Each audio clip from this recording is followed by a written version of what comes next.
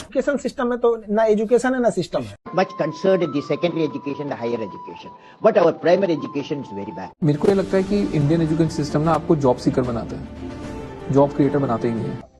1931 में जब महात्मा गांधी एक राउंड टेबल कॉन्फ्रेंस में हिस्सा लेने के लिए लंदन गए तो उन्होंने वहां अपने भाषण में कहा कि अंग्रेजों ने भारत में शिक्षा के सुंदर पेड़ को काट डाला है। हमारा पूरा का पूरा शिक्षा का सिस्टम जो हम पढ़ाते हैं बच्चों को वो पूरा गड़बड़ है। एक समय था जब एंशियंट इंडिया में देश विदेश से स्टूडेंट्स नालंदा और तक्षशिला जैसे प्रेस्टिजियस यूनिवर्सिटीज में पढ़ने आते थे, पर पिछले 2 से 3 हजार सालों में धीरे धीरे हमारे इंडियन एजुकेशन सिस्टम का स्टैंडर्ड कम होता आ रहा है। जहां एक वक्त आर्यभट्टा और सुश्रुता जैसे इंडियन साइंटिस्ट ने जीरो और प्लास्टिक सर्जरी का इन्वेंशन किया था, वहां पर आज हमारा ग्लोबल इनोवेशन इंडेक्स में भी वर्ल्ड के 132 देशों में 48th रैंक है। इंडियन कॉन्स्टिट्यूशन में जो 6 फंडामेंटल राइट्स दिए गए हैं उसमें से एक है राइट टू एजुकेशन, पर फिर भी ऐसा क्या रीज़न है कि हमारा एजुकेशन सिस्टम ग्लोबल लेवल पर कम्पीट नहीं कर पा रहा है। आइए जानते हैं पिछले 2000 सालों में इंडियन एजुकेशन सिस्टम के साथ क्या क्या हुआ। गुरुकुल इंडिया का सबसे पहला एजुकेशन सिस्टम हुआ करता था, जहाँ पर स्टूडेंट्स टीचर्स के साथ अपने घर पर ही रहा करते थे। पढ़ाई के साथ साथ स्टूडेंट उनके घर कामों में भी मदद करते थे, जिससे स्टूडेंट्स और टीचर के बीच एक इमोशनल बॉन्ड क्रिएट होता था और कम्युनिकेशन संस्कृत लैंग्वेज में होता था। गुरुकुल में प्रैक्टिकल एजुकेशन के साथ साथ नेचर और साइंस को कैसे कंबाइन किया जा सकता है, इस बात पर फोकस किया जाता था। यही एक वजह रही है कि एंशियंट इंडिया में आयुर्वेदा जैसे शास्त्रों ने जन्म लिया। कुछ स्कॉलर्स का ये मानना है कि गुरुकुल में निचले जाति के लोगों को और गर्ल्स को एडमिशन नहीं दी जाती थी। गुरुकुल एजुकेशन सिर्फ राजाओं और अमीर व्यापारियों के बेटों तक ही सीमित था। ये कहाँ तक सच है, इसके बारे में हमारे पास कोई कॉन्क्रीट एविडेंस अवेलेबल नहीं है, शायद आपके पास हो। हालांकि एक फैक्ट 100% सच है कि लड़कियों के लिए सबसे पहला स्कूल इंडिया में 1848 में महात्मा ज्योतिबा फुले और उनकी पत्नी सावित्रीबाई फुले ने पुणे के भिड़ेवाड़ा में शुरू किया था। आज से करीब 2500 साल पहले एक ऐसी यूनिवर्सिटी भी इंडिया में एग्जिस्ट करती थी, जहाँ पर पूरे इंडिया से और देश विदेशों से हज़ारों स्टूडेंट्स पढ़ने आते थे, जिनके लिए 60 से भी ज़्यादा फील्ड्स में एजुकेशन अवेलेबल था। Philosophy, Ayurveda, politics, grammar, archery और बहुत कुछ। मैं बात कर रहा हूँ तक्षशिला और नालंदा जैसे यूनिवर्सिटीज़ की, जो दुनिया की उन पहली कुछ यूनिवर्सिटीज़ में से थी जहाँ विदेशों से स्टूडेंट्स पढ़ने आते थे। आज के बिहार में लोकेटेड नालंदा यूनिवर्सिटी में धर्मगुंज नाम की लाइब्रेरी थी, जहाँ पर 9 लाख से भी ज़्यादा मैन्युस्क्रिप्ट्स पढ़ाई के लिए अवेलेबल थी। हमारे इंडिया का पूरा साइंटिफिक नॉलेज उस लाइब्रेरी में अवेलेबल था। पर ऐसा क्या हुआ कि अब ये यूनिवर्सिटी इंडिया में एग्जिस्ट नहीं करती। Islamic invasion. इंडिया में जैसे ही इस्लामिक इन्वेडर्स ने एंटर किया, तब उन्होंने एंशियंट इंडियन एजुकेशनल इंस्टीट्यूट्स को टारगेट करना शुरू किया, क्योंकि वो अपना इस्लामिक कल्चर इंडिया में फैलाना चाहते थे। यही कारण था कि दिल्ली सल्तनत के बख्तियार खिलजी ने 12th सेंचुरी में नालंदा जैसी यूनिवर्सिटी को डिस्ट्रॉय किया और वहाँ की लाइब्रेरी को जला दिया। कहा जाता है कि लाखों किताबें कई महीनों तक जलती रही।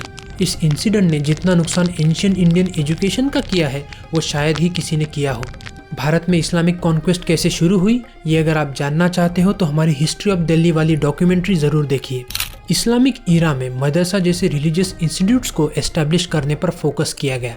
इस्लामिक इन्वेजन से लेकर ब्रिटिश रूल के ख़त्म होने तक का वक्त इंडियन एजुकेशन सिस्टम के लिए एक डार्क पीरियड माना जाता है, क्योंकि इस दौरान हमारे एंशियंट एजुकेशन सिस्टम को सिस्टमैटिकली पूरी तरह ख़त्म करने का काम किया गया। British education policy. 90th century में थॉमस मैक्यूले ने ब्रिटिश एजुकेशन पॉलिसी को इंट्रोड्यूस किया। उसने इंडिया के एजुकेशन सिस्टम को पूरी तरह से बदल दिया। अब इंडिया में वेस्टर्न वैल्यूज़ के बेसिस पर एजुकेशन होने लगा। रीजनल लैंग्वेजेस और संस्कृत का यूज़ अब कम होने लगा था। अब एजुकेशन संस्कृत में नहीं बल्कि इंग्लिश में होने लगा था। इस एजुकेशन पॉलिसी का मेन गोल ये था कि कैसे इंडियंस को ट्रेन किया जाए ब्रिटिश एम्पायर के अंडर काम करने के लिए।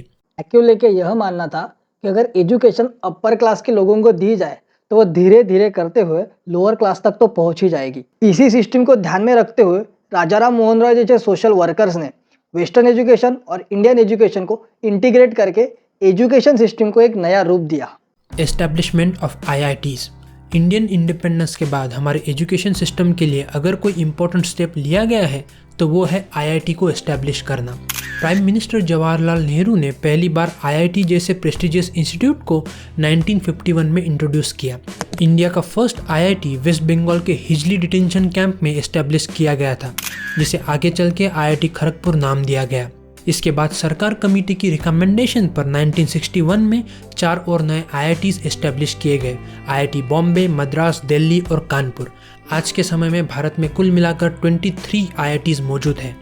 आईआईटी इंडिया के डेवलपमेंट में काफ़ी इंपॉर्टेंट रोल प्ले करते हैं। वर्ल्ड की टॉप एमएनसी कंपनीज के सीईओ भी आपको आईआईटी से ही मिलेंगे, जैसे कि गूगल के सीईओ सुंदर पिचाई आईआईटी खड़गपुर से है, इन्फोसिस के फाउंडर नारायण मूर्ति आईआईटी कानपुर से, और फ्लिपकार्ट के फाउंडर सचिन बंसल आईआईटी दिल्ली से है। Here are 3 things wrong with the Indian education system. Number 1, expensive education. World happiness index में इंडिया का रैंक 126 पोजीशन पर है आउट ऑफ 136 कंट्रीज, यानी कि हम पीछे से 10वें नंबर पर आते हैं। इतनी कम रैंकिंग होने का एक रीज़न इंडिया का एक्सपेंसिव एजुकेशन सिस्टम भी है। विदाउट फीस स्टूडेंट को क्लासेस के अंदर तक नहीं बैठने दिया जाता। पहले फीस भरिए और बाद में क्लासेस आइए। इफ़ इन एनी केस अगर स्टूडेंट को क्लासेस पसंद नहीं आते या फिर टीचर्स का पढ़ाने का तरीका पसंद नहीं आता तो वो क्लासेस चेंज करना चाहता है, पर ऐसा हो नहीं पाता क्योंकि ट्यूशन फीस अगर एक बार भर दी तो वापस नहीं दी जाती, ऐसा इनके मैनुअल में ही लिखा जाता है। और अगर साल भर स्टूडेंट्स को जो पढ़ाया है वो नहीं समझ में आता तो इससे किसी को कुछ फर्क नहीं पड़ता। आपको तो पता ही है, प्राइवेट ट्यूशन्स और कॉलेजेस की फ़ीस तो लाखों में होती है। और आपने ये भी ऑब्जर्व किया होगा कि इंडियन पेरेंट्स कितने टेंशन में होते हैं कि ये फ़ीस कैसी पूरी की जाए। इतनी फ़ीस भरने के बाद भी आप पर जो अच्छे मार्क्स लाने का टेंशन होता है वो तो अलग ही बात है। पर नॉर्डिक कंट्रीज जैसे फिनलैंड, स्वीडन, इन कंट्रीज़ का वर्ल्ड हैप्पीनेस इंडेक्स में हर वक्त टॉप रैंक होता है क्योंकि इन कंट्रीज़ में पब्लिक एजुकेशन टोटली फ्री है। इंडिया में middle class family average 30 to 40% annually अपने बच्चों की पढ़ाई पर खर्चा करती है, और अर्बन एरियाज़ में अगर बच्चों को अच्छे से पढ़ाना हो तो ये परसेंटेज 50% से भी ऊपर चला जाता है। अलग पांडे सर और खान सर आज के समय में भी अफोर्डेबल एजुकेशन प्रोवाइड कर रहे हैं। अगर बाकी के भी अगर ठान ले तो अफोर्डेबल एजुकेशन इंडिया में पॉसिबल है। जितनी एजुकेशन मैंने कंप्लीट की है ना, उतने में मैंने ये ऑब्जर्व किया है कि किसी भी लेवल पर मुझे ये नहीं समझाया गया कि जो मुझे पढ़ाया जा रहा है उसका प्रैक्टिकल यूज़ क्या है, नई टेक्नोलॉजीज़ कैसे काम करती है और फ्यूचर में कैसे मुझे काम आने वाली है। 2016-17 में जिस वक्त इंजीनियरिंग में हमें सर्किट बोर्ड पर सोल्डरिंग करना सिखा रहे थे, उस वक्त दुनिया में ब्लॉकचेन और आर्टिफिशियल इंटेलिजेंस जैसी टेक्नोलॉजीज़ डेवलप हो रही थी, पर इन टेक्नोलॉजीज़ के बारे में हमें बेसिक इंट्रोडक्शन तक नहीं सिखाया गया। यही रीज़न है कि आज इंडिया की सिर्फ 2.5% इंजीनियर्स को ही आर्टिफिशियल इंटेलिजेंस कैसे यूज़ किया जाता है इस बात का नॉलेज है, और सिर्फ 1.5% ही इंजीनियर्स न्यू एज जॉब्स के लिए रेडी है। हमारे देश में सिलेबस इतना आउटडेटेड होने का सबसे बड़ा कारण है रिसर्च और डेवलपमेंट पर कम फोकस दिया जा रहा है। इंडिया अपने जीडीपी का सिर्फ 0.7% ही रिसर्च एंड डेवलपमेंट पर खर्च करता है। इसी वजह से इंडिया में एक साल में 30,000 पेटेंट्स ही ग्रांट हो पाते हैं। इसके मुकाबले चाइना में 15 लाख और यूएसए में 5 लाख तक पेटेंट ग्रांट किए जाते हैं। और फिर हमारी स्टैंडर्डाइज टेस्टिंग मेथड भी आउटडेटेड है, जो स्टूडेंट्स के ओवरऑल डेवलपमेंट को ध्यान में रखकर नहीं बनाई गई है। इंडियन टेस्टिंग मेथड्स स्टूडेंट्स और अच्छा कैसे परफॉर्म कर सकते हैं इस पर कोई फीडबैक प्रोवाइड नहीं करती, और इसी वजह से स्टूडेंट्स चीटिंग जैसे अनएथिकल मेथड्स का यूज़ करके एग्ज़ाम में पास होने की कोशिश करते हैं। यही रीजंस है कि स्टूडेंट्स के ओवरऑल डेवलपमेंट में कोई चेंजेस नहीं दिखाई देते।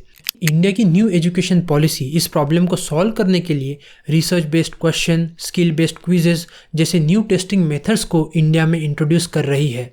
Competition, positivity, employability, earning linkage. India में हजारों पीएचडी होल्डर एक ऐसी एग्जाम के लिए फॉर्म भरते हैं जिसका एलिजिबिलिटी क्राइटेरिया बस 10th पास आउट का ही होता है। बढ़ती पॉपुलेशन के कारण हम कंपटीशन को तो खत्म नहीं कर सकते, बट इस कंपटीशन को कैसे पॉजिटिवली हैंडल किया जाए हम ये स्टूडेंट्स को सिखा जरूर सकते हैं, और ये तभी पॉसिबल होगा जब स्टूडेंट्स का अपनी खुद की स्किल में कॉन्फिडेंस बढ़ेगा।